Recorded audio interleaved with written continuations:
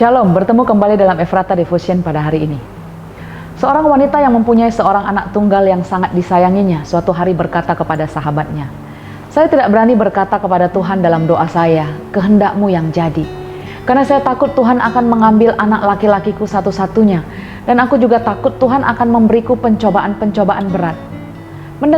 Mendengar hal itu, sahabatnya kemudian bertanya kepadanya, "Seandainya anakmu datang dan berkata, 'Mama, apa yang Mama ingin aku lakukan? Aku akan melakukan apa yang Mama mau.' Saat itu, apakah kamu sebagai ibunya akan menggunakan kesempatan ini untuk membuat ia menggantikanmu melakukan pekerjaan-pekerjaanmu yang banyak itu, supaya ia tidak main di luar hari ini?" "Oh tidak," kata wanita itu, "aku akan memberinya pekerjaan yang dapat dikerjakannya. Bahkan aku akan membawanya makan es krim kesukaannya dan bermain bersamanya, karena itulah yang kuinginkan." Nah sekarang apakah engkau berpikir bahwa Tuhan yang penuh kasih itu tidak mempunyai hati yang lebih baik daripada hatimu? Tanya sahabatnya itu. Wanita itu terdiam sesaat, kemudian ia tersenyum dengan lega. "Ya, sekarang saya mengerti. Saya tidak perlu lagi takut dan khawatir untuk berkata, 'Kehendak-Mu yang jadi Tuhan.' Karena Tuhan pasti telah dan akan menyediakan hal-hal yang baik untuk hidupku. Jadi jika kamu yang jahat tahu memberi pemberian yang baik kepada anak-anakmu, apalagi Bapamu yang di sorga." Namun tidak sedikit orang-orang percaya mengalami hal yang sulit, seperti sepasang suami istri yang anak perempuannya menderita sakit leukemia langka dan dalam keadaan koma karena penyakit itu menyebabkan putri mereka mengalami radang otak dan stroke.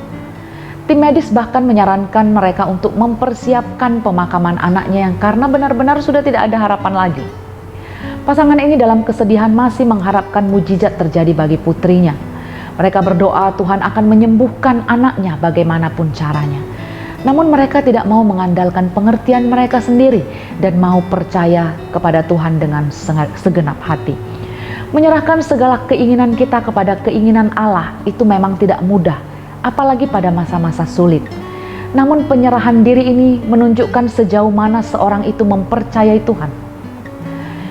Yesus mengucapkan perkataan ini, "Tetapi bukan kehendakku, melainkan kehendak-Mu lah yang jadi," ketika ia berdoa di Taman Getsemani ketika hendak menjalani salib. Yesus mengerti benar bagaimana rasanya. Bahkan ketika apa yang diminta tidak dikabulkan dan harus mengalami yang sebaliknya, di situ penyerahan kita diperlukan. Namun penyerahan kehendak itu menunjukkan seorang itu percaya sungguh-sungguh kepada Tuhan yang berkuasa dan menundukkan diri di bawah kuasanya. Bapak Ibu Saudara yang terkasih, kiranya kita adalah orang-orang yang terus belajar menyerahkan kehendak kita kepada kehendak Tuhan yang berkuasa itu. Kiranya Tuhan menolong kita. Mari kita berdoa. Tuhan, terima kasih kalau Tuhan selalu ada untuk kami.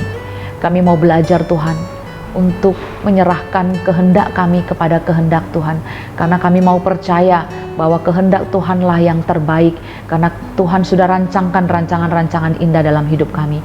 Ampuni kami Tuhan jika seringkali kami tidak percaya kepada Tuhan, seringkali kami meragukan Tuhan, tapi kami mau belajar Tuhan, biarlah kehendak-Mu yang jadi dalam hidup kami, dan kami percaya yang terbaik Tuhan sudah nyatakan bagi hidup kami.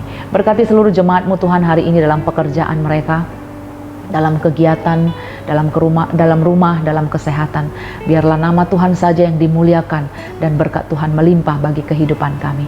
Terpujilah nama Tuhan, di dalam nama Tuhan Yesus Kristus kami berdoa. Amin.